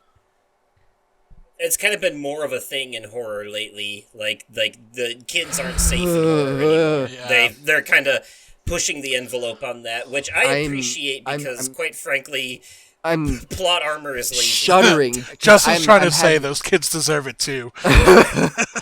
Jesus fuck, man. I'm over here shuddering. I might have a nightmare tonight. I don't know. You chose to talk about it. I know I did. Well, it's my own doing if I do. So, all I can say is you said you gave it a 10 out of 10? Like, yes. He said it's 10 out of 10, and I think you guys are going to agree with me when you see it. Holy shit. I've never heard someone give a movie a 10 out of 10 for making them need more therapy. You know, like that was my god, dude. Like, no, this I can't sleep and I shit my pants. 10 out of 10. Dude, this life, 10 out of 10. No, I don't think you understand. This movie was a topic of discussion in my last therapy appointment. Oh, nice. Okay. I increased my amount of therapy sessions. 10 out of 10 movie. I am super hyped for it now, but I will keep in mind that a lot of that has to do with your personal relations to it. So just in case, on the small chance it doesn't live up to the hype, I'll know that you didn't oversell it. You know what I mean? Yeah. No. But fair enough. Dude. Okay. On a completely different note, and this would actually probably be a great palate cleanser, quite frankly, I have a fun action drama espionage movie called The Amateur. It stars Rami Malek, who you will know as Josh from the Until Dawn game, or Mr. Robot from the show. And basically this movie is about he's a super smart CIA agent. He's one of the computer jockey ones. He does like all the hacking and the decrypting and stuff like that. He's the guy in the chair, as they say in the Spider-Man movies, you know. And his wife is a field agent who she's in, I want to say, Paris, and there's a terrorist attack, and she doesn't make it out. And he goes on basically a revenge quest to take down the people who killed his wife. Oh. And because he is not a trained field agent or a secret, like, super spy or any of that, he's just like a nerdy desk jockey computer nerd guy. Like, he's very not much built for physical work.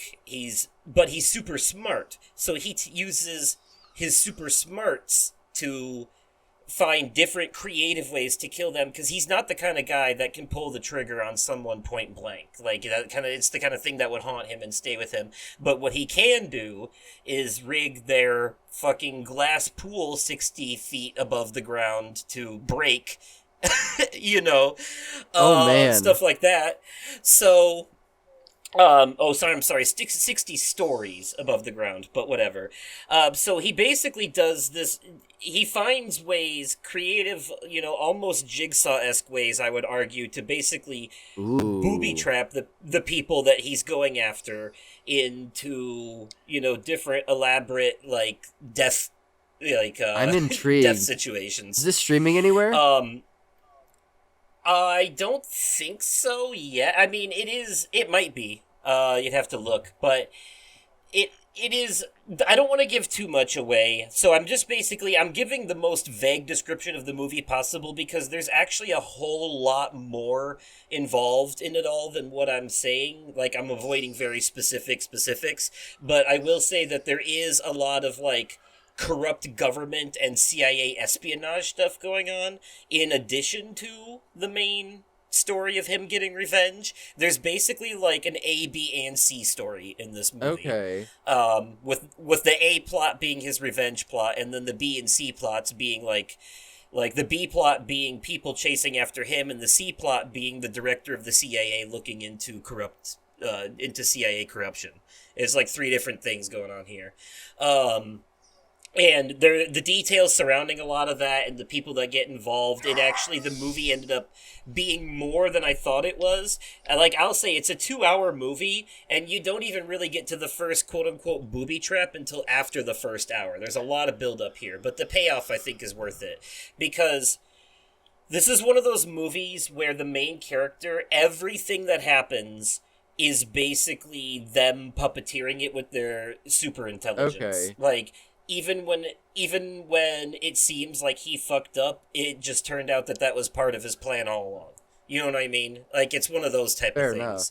And the absolute smugness and confidence that he builds throughout the movie as he continues to give the people chasing him the slip with like some of the smartest shit I've ever seen.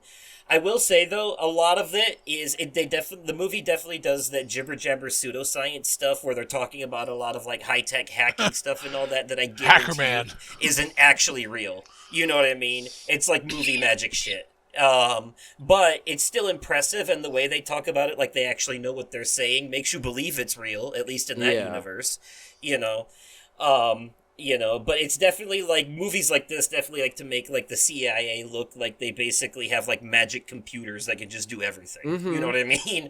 And that is, but there's nothing too far-fetched that you'd have to suspend your disbelief too much for this, I think. It is, and it has a really satisfying ending. I really like how this movie ended, because for a minute there I was actually kind of worried about how they were going to handle, like, they get pretty backed into a corner here, but the way they get out of it, the way that he gets out of the sticky situation at the end of the movie is extremely smart, just like every other one. Like, it is, I saw it coming.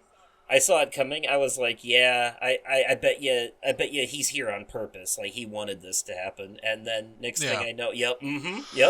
So, yeah, but that's why it's so good, because it's just so fucking satisfying to see the look on the face of the bad guys every time he pulls one over on them. I love it.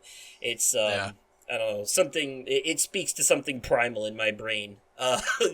But I'm gonna give this movie an 8 out of 10. It's a solid action espionage movie with some great, like, a great cast. Lawrence Fishburne is in this, too, and he plays a great, like, the guy kind of, he plays a couple different roles. I'm not gonna get into it because I don't want to spoil anything, but he's really good in the movie. And a couple of other people, but yeah, even though it takes a while to get to the trailer made me more excited for the quote unquote traps than anything, and really they're not actually the focus of the movie here. They are a supplement more than anything, but when they do happen, they're really cool. They're really well done every single time. So, very smart stuff. Did you have some quick thoughts on that, Brooksy? Yeah, no, I saw it in theaters. I want to say April. It was while I was in Texas. I went and saw it with my grandpa. I mean, I liked it. It was good. I would like, for me, I am traditionally speaking not a over the top like action movie person. But it was a solid popcorn flick. I think the only reason why I have more disdain about it than you do is, and it's not even the movie's fault, I fully blame marketing more so than anything else, is I go to the movie theaters a lot, and I am the person that likes to get there to make sure I get to see all of the trailers every single time I go, and it did not matter what movie, what genre, whatever I was seeing, there was always a commercial or there was always a trailer for The Amateur. And I had seen the Amateur trailer like 20 times before I actually saw the movie, and I felt like I knew the movie going into the movie already. Fair. But sorry, go ahead. Well, I was just gonna say, for me too, like, normally just like mindless, like regular rompy action movies are not always my cup of tea either. But yeah, I believe, I honestly feel like this movie is actually just a step above popcorn flick. I think it's actually a little superior to those movies, just by not by much, but I think, and the reason is, I think because it's because of how he uses his intelligence. So it's not really an action movie so much as I would say it's more espionage, is more of a spy thriller, you might even argue. Yeah. And I think that works better for it, I think. Because I like the idea of like somebody who's basically a computer nerd using their smarts to kill people from a distance instead of, having to get their hands dirty, so to speak. And I love it when really smart people like that just get one over on everybody. I think this makes it more like a Jason Bourne type thing to me than like a I don't know, whatever Arnold Schwarzenegger did last. You know what I mean? Like, no, it's definitely more of like I guess like action. I would say it's more like, it feels like cat and mouse more than anything else. Yeah. Like it's cat and mouse, and Rami Malek is the mouse the entire time, and it's just always like a step ahead the entire time, and it's enjoyable. And like there was one twist that I did not expect in it. Yes.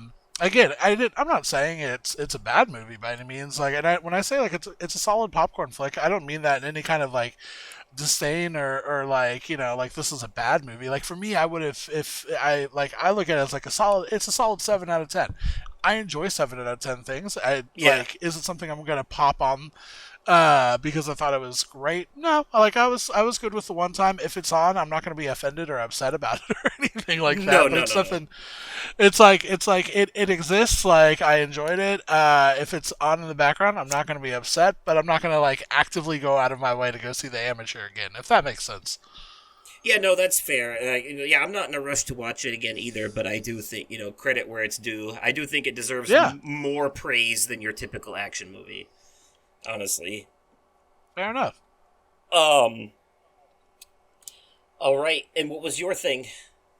Yeah, I mean, mine, I'm going to keep it, a little short and sweet. I went and saw, actually, earlier today, I went and saw The Life of Chuck. It was directed by Mike Flanagan. I really didn't know much about this movie. I wanted to go see a movie today, and I was talking with my roommate Allie about it, and she was like, "I've heard good things about this movie. You want to go see it?" So I went in completely and totally blind, and I left like incredibly satiated and so happy that I went and saw this movie. Um, The Life of Chuck is actually based off of a novella that was written by one of your favorite authors, Justin, Stephen King. Um, yes, I had no earthly idea about that. And when you think of Stephen King, you normally think of horror more than anything else. And this is not a horror movie. It's Or- more so like Or Stand By No, Me, no. or I would Stand By Me and Shawshank aren't really horror either. yeah, that's fair. That's fair. When I think of Stephen King, I automatically think of like The Shining. yeah, exactly, things of that nature. It's this movie. It kind of does have that like Stand by Me ish vibe to it. It's a very heartfelt movie, and it's done in a very almost like Tarantino-y style where the story's the story's told in reverse. It's 3 acts, and they announce each act, and it's Act 3, and then Act 2, and then Act 1. Huh. And it goes in reverse, and it really just like it's about this guy. It's literally just about this guy named Chuck and his entire life and existence, and it's like going through a lot of just like ordinary moments of like of love, of loss, of hope, of passion, of anger, of these different things. And it's like it's got a little bit of fantasy-esque vibe to it without giving spoilers away for it. Okay. I laughed really hard at several moments throughout this movie. I felt a deep sense of sorrow in the first like 30-45 minutes of it. But the whole movie really just like it reflects on just like everyday life and its value, its fleeting nature. Like it was a beautiful film, and it's hard to try to talk about this movie without giving away spoilers about it because it's one of those movies where I was I was so engrossed by it in the first 30-45 minutes, that entire first third act. And it kind of does like a full-fledged like 180 on you for the rest of the movie. It has a stellar cast that you guys will love as well, because it because it does have what is it? Tom Hiddleston is Chuck himself. Loki. It's got Nick Offerman as the narrator throughout the entire movie. Nice. Oh, good voice. Yeah, it has Mark Hamill is in the movie as well. Okay. I think Like it's got like a really Matthew Lillard. really Matthew Lillard is in it. Oh my god, Matthew Lillard's character is so good and so on the nose. So is this a drama with comedy? I would say this is a drama with comedy with tidbits of horror and suspense thrown into the mix with romance as well. Like when I say it's a genre blending movie, it felt like just like really just experiencing all aspects of life in an hour and 45 minutes. You feel This description. It It says it's genre bending. Yeah. It's a genre bending story. Yeah, Yeah. so but it's got the tags have it listed as drama, fantasy, sci-fi. So, Yeah, and I see where the sci-fi elements come from, but because it's still a Stephen King novel. yeah. It has a sci-fi-ish element to it, but it was incredible. It's a movie I've thought about like for the entire day, and I was like. Okay. I wasn't quite sure what I was going to talk about in my media corner entry, and I was like, I don't know how I'm going to feel about this Life of Chuck movie that I know nothing about, but sometimes that's really how the best movies come about. Like, that's Kneecap, which I talked about earlier. I knew nothing about that Kneecap movie. I went and saw it opening night because I just saw a trailer about a bunch of ridiculous Irish rappers trying to make it, and they turned it into a movie. And I'm like, I mean, that kind of sounds cool. And I like that. I love that movie, and now that band immensely. Life of Chuck was incredible. Like I can't. It is a movie I can't wait to see again. I can't wait to show it to my wife. The Okay. first 45 minutes also is a very, very, very accurate portrayal of what it feels like living as an American in 2025 in June. Like it is. It felt very on the nose. Where I was like, "Where is this movie going?" And you got to see it. It's amazing. I'm looking forward to you seeing have- it on you- streaming. Yeah, you've sold Yeah. me on it. Yeah, I I'm think sold. I'd like Yeah. to see this.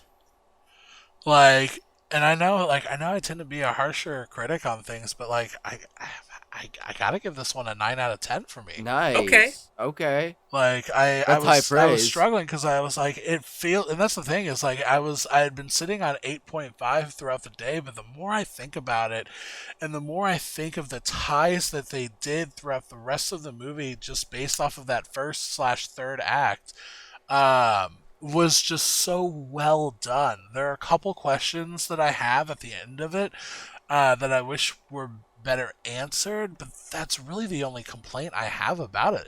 The acting was great, the music was incredible. Like it was just a damn good movie. Maybe when the Blu-ray comes out, they'll have a feature that lets you watch the movie in chronological order, and then your questions will be answered.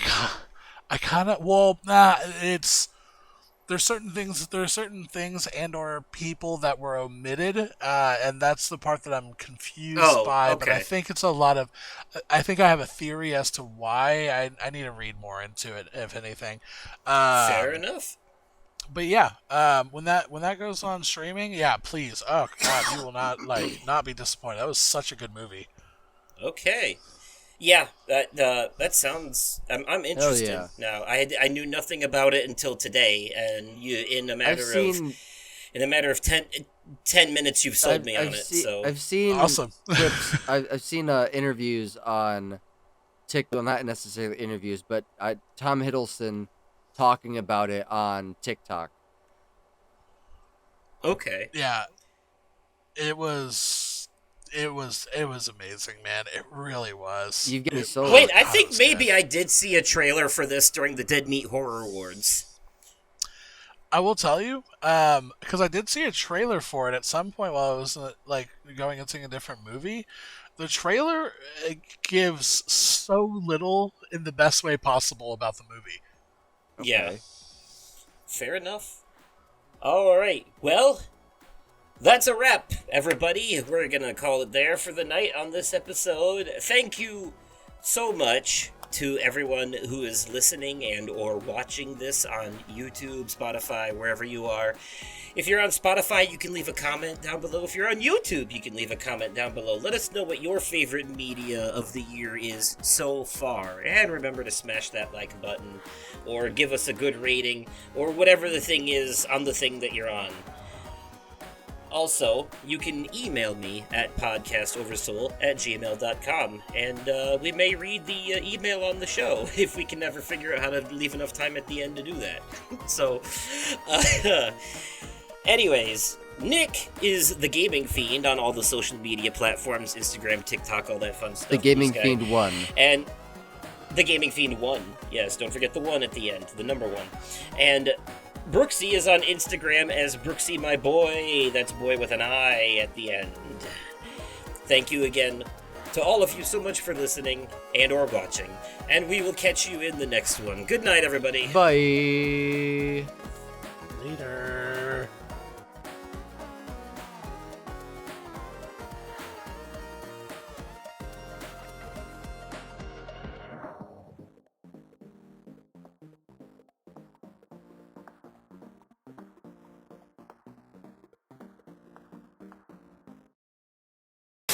Sometimes, Nick, I can't tell if it's a brain delay or internet delay. Wouldn't you like to know, Weather Boy? Yeah.